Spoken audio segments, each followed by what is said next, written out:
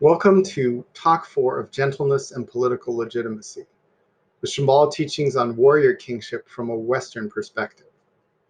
In this talk, A Game of Thrones, I'm going to talk about the rules for politics in the West. It's a simple game, you could say, and I hope this talk will be as interesting as it is short.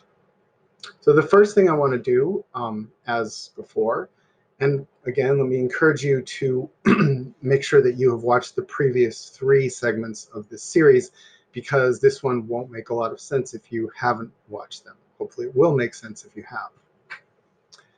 So first of all, I'd like to suggest this question for contemplation. Can you think of a politician whom you admire? If so, what do you admire about them? Would you say that this is a personal quality or a political accomplishment? Or is it both, or is it something else? If you need more time, please press pause while I move ahead.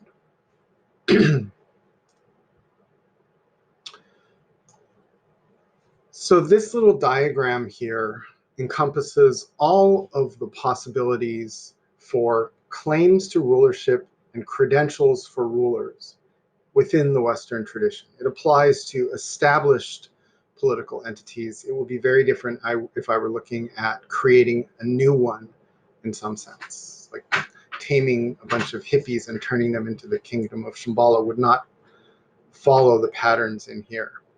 It wouldn't be completely unrelated. So I need to explain, there's a lot of stuff going on here, but it's actually very simple. I need to explain the parts of it before I go into the details of it. So you'll notice that at the center, more or less, there's the ruler's throne or office. Around that, there are 3 triangles, and then at the top, there's an arrow, which is sort of like a 4th triangle, but it's got a different nature. And then you have these 2 figures down here, a star and a red star and a blue square, and there are a lot of arrows coming out of them. You'll notice that there are more red arrows than there are blue, which is to say that there are more ways for a warrior. There are more ways for someone who can make a warrior claim, a claim on the basis of personal worth, to succeed to office than there are for the person who cannot make that claim. So we don't really have a name for the person who isn't a warrior apart from the position of being a ruler. And that's sort of in the nature of things, because the warrior's claim is based on personal worth or personal accomplishment. The other type of person does not make that claim, and so we're just talking about whoever it is who doesn't make that claim, but nevertheless achieves the legal qualification for holding an office. So the situation with the arrows is not quite as unequal as it looks like, because you'll notice that of the 6 red arrows, it's 6 to 3, red to blue, but of the 6 red arrows, 2 are dotted, and that means that they're unlikely. They happen only occasionally. Now you'll see in the American context that actually this dotted line maybe should be solid, because it actually happens quite frequently that we have a military figure using those military credentials in order to gain election. But this arrow is definitely having the greatest military end up being a hereditary ruler is unlikely. So let's just go through these ways to become a ruler. Now, the first and simplest one to talk about is conquest. You'll notice there are no blue arrows going there, of course, because the conqueror is a military figure by definition. It could be an external conqueror who somehow takes over, and there's a notion we'll cover in the next talk of right of conquest, which actually applies to both external and internal conquest. But it's possible to take over a kingdom from outside. The institutions remain the same, but their control is transferred to the invader, the successful invader. Or there could be a rebel, an internal conqueror. That might be a separatist who takes over a part of the government or country, or it might be someone who knocks off the throne and takes it over for themselves. The next type of, the next claim, the next way of getting to be a ruler is through election. Now, election is complicated, and you'll see I've put boxes on both sides because there's election is a modern phenomenon. I think we all think there's a really big difference between, or for the most part, we think there's a huge difference between places where leaders are voted in and have limited terms and places where they inherit their positions and have more or less lifetime appointments. But there are ways, so I'm treating these as if there's not a significant difference between them for the purposes of what we're talking about here in these talks. They are using the same building blocks. And I think I've made that somewhat clear. And if not, it'll be hopefully very clear by the end of this talk. So election is a way of getting to the throne. The throne might be called the office, might be being president rather than being queen or king, but it's the same from the point of view of there needing to be a certain combination of claim and credentials. One type of election is the giant survey of the population. We sort of have that, and then of course that's mediated by the electoral college, which means that you can win the election in terms of total votes, for example, but nevertheless not have the legal qualification to rule, not have the procedural credentials to rule. But election goes back very far. It's not just a modern phenomenon. And so we find, as I mentioned in discussing Macbeth, we find that there have been systems of election in the Middle Ages. And it was quite common, actually, among the Germanic tribes and among many warring nations. I'm familiar with the European context, but this is probably true elsewhere, that you would have a kin group. Now remember the Mukpo clan? You would have a kin group from among whom the ruler would be elected. And the reason for that is that you don't want to be tied down to a strict system of heredity, which might put an incompetent ruler on the throne. And also, you want to choose the best war leader, which not only means the person who is best able to lead the troops or fight individually, if you want, against the enemy, but also to manage competing factions, warring factions within the clan or tribe or kingdom. So the kin group could be smaller or larger, depending on how it's defined in an individual country. It might be defined by gender, age, proximity to the ruler, so on and so forth. Now we encountered that. I'm going to flip up here for a second. So we encountered the notion of kin right in looking at the homage chant, where we saw that in talking about the Sakyong and the Sakyong Wangmo, the first line of that section is the ones who are nobly born as Mukpo clan, suggesting that whatever that means, whether that's metaphorical or literal, there's a notion of kin right there. So either you become Mukpo clan by your practice of the Shambhala teachings or your assimilation, or we're literally talking about a descendant of the Mukpo clan, which goes back to King Gesar, the legendary epic hero in Tibet. And it's interesting that that particular stanza was left off the chant in many contexts where it's been published, probably because of the sense that there's something controversial about kin right. All right, so here we are back at our diagram in talk 4. And the last triangle, the third of the 4 means of acceding to the throne, is heredity. And I think that's pretty straightforward.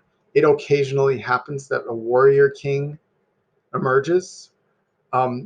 Education, certainly in the Shambhala tradition and in most kind of stable monarchical traditions, education of the king compensates to some extent for birth, but not necessarily perfectly.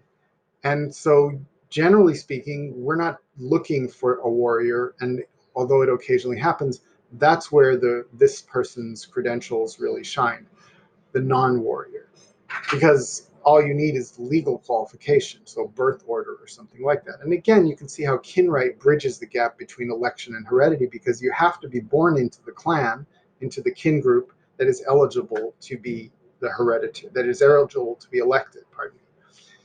And of course, the non-warrior very frequently is elected. There have been 12 United States presidents who never served in the military, and another equal amount who, although they did serve, that was not a significant factor in their claim, in their campaigning or their self-presentation. So it's more common than not that the person who ends up being the elected ruler, whether it's a president or king, queen, or whatever, is not a warrior. So this final type of accession is by appointment. The most common form, of course, is regency, and that kicks into place when you have a hereditary situation which has put, say, a child or someone who's not regarded as capable on the throne, and then maybe a strong warrior or maybe a very skilled politician will somehow be appointed in order to be the regent. And you could also have appointment from above. In other words, you could have a subordinate kingdom which has a large degree of independence, but the sovereign is actually appointed by the higher or larger political body above that, like in an empire situation. So now I want to spend a little time talking about the American context, just to make absolutely clear why I think these rules really apply in the American context. So the Articles of Confederation, which were voted on at the time of independence and put into effect in 1781, pardon me, and which stayed in effect until they were replaced by the Constitution in 1789, what we now know of as the Constitution. The Articles of Confederation, excuse me, let me move myself out of here, did not empower a strong chief executive. There were a lot of problems with them, but it was recognized that they needed to be replaced by a much stronger form of government. So what ends up being implemented in 1789 brings the king into the government. The American presidency has tremendous powers, although it has what we call checks and balances. You can see right now that through manipulation or electoral electoral success, the president may not really have many checks and balances on him. And although there's a term limit we now have it in law, but it wasn't initially. There's 4 years till you have to be reelected and 8-year maximum time that you can serve for now. The American presidency is a monarchy for that period of time. It's not without electoral checks, as I have said, but the American presidency might as well be a monarchy because monarchies have checks as well, especially in England. Since Magna Carta, you have not had a monarch with absolute power. So I just want to reduce the enthusiasm we have for the difference between democracy and monarchy in order to talk about what I think are deeper political issues that we have faced for thousands of years, that we will face. And if we don't understand that continuity, we're not going to be able to fix what's wrong with our society. So I just put together this list here. I just put together this list of American presidents whose military credentials were a major factor in their election. And you'll see it's a long list. Now, I left off anybody who had even questionably military credentials, meaning that they may have had been a brigadier or a 2-star general, but they're not on this list because they served in the Red Cross, for example. So you can see, I'm not going to read all their names off, but these are all the people for whom military credentials were a major factor in their campaign, their self-presentation as a ruler. Then there are also this is just a small list of some significant moments that centered on the hero-ruler relationship. And what I mean by significant moments is moments which have shaped this country. So one is Washington stepping down after 2 terms, bringing the notion of heroic restraint into the American political context. That's establishing more of the continuity that I was talking about. So you have a system which has the potential for the same hero-king conflict that runs all the way back to very, very early times in Western societies. And Washington is bringing that into the American context. He is saying that the hero's restraint is essential for the survival of the society and the government. Then there's Andrew Jackson, who's obviously very well-known, very successful general, runs as a general, essentially rules as a general. And his big thing is anti-corruption. Now, corruption has to do with long periods of stable rule by political leaders. So we don't have this reference to perfect personal worth. Of course, Jackson would see government as corrupt. because he's military. He identifies so strongly as a man of action. When Truman relieved General MacArthur, which was very controversial and hard to figure out who was right, it was out of fear that MacArthur posed a threat to Truman's ability to govern, because MacArthur simply didn't acknowledge Truman in a way that was appropriate to the civilian military hierarchy. Now that happened again. A similar thing happened when Stanley McChrystal gave an interview, and many of the people around him were interviewed for an article in Rolling Stone magazine. And what came out in what Obama refers to here as the recently published article was extremely disrespectful of Obama and Joe Biden.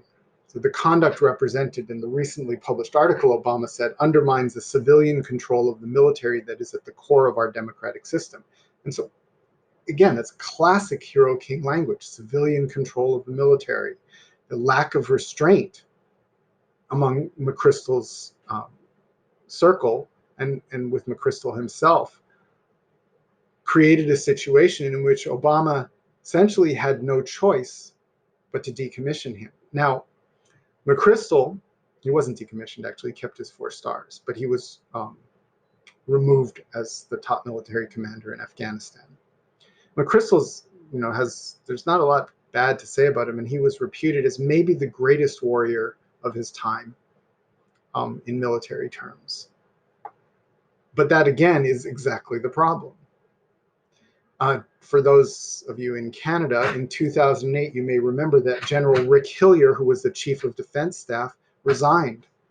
And in resigning, it was a result of the similar dynamic between himself and Prime Minister Stephen Harper. Now, Harper was an academic, not a military person, but ran on a sort of and ruled from a very right wing and therefore, generally speaking, force-friendly position. So it's very important for people like that to beware of any military threat, because they are making a sort of military claim, but they do it by pushing other military claims out because they don't have the personal credentials to make that claim. And when we look at Trump, we'll see that in extreme form. So it's important to realize that Trump's legitimacy is based on a very threadbare procedural claim: the Electoral College. He did not win majority of popular vote. He has not earned. He's never had a popularity or approval rating that has sort of risen to the level of most presidents we have had. He's especially vulnerable to challenges, and he has no military credentials. He's one of the 12 people, including his hated predecessor, Obama, his nemesis, who did not serve in the military. Now, Trump is especially vulnerable to challenges based on the principle of personal worth, which is an alternative to this procedural claim that he has, the Electoral College. Predictably, he makes exaggerated claims to his own personal worth, and he launches vicious attacks on anyone who might present a challenge based on some sort of personal worth. So that's, I say predictably, because that's how you hold on to your position as someone who has no heroic credentials. You have to fend off the threat from heroic credentials, and at least in Trump's case, you exaggerate your own personal worth. There's probably other ways to do it. I think Truman was maybe better at it. So Trump also elevates particularly unworthy military men, and that debases the currency of military credentials. The way he talks about patriotism and the way he relates to the military, it's a very low level. The people he's putting medals on, you don't look at them and say, well, that person should be president. So he's elevating a debased form of military credentials that poses no threat to him. So we'll stop here, and I hope you'll join me for Talk 5, in which I'll go back to Shakespeare to talk about Henry IV and the fascinating concept of right by conquest.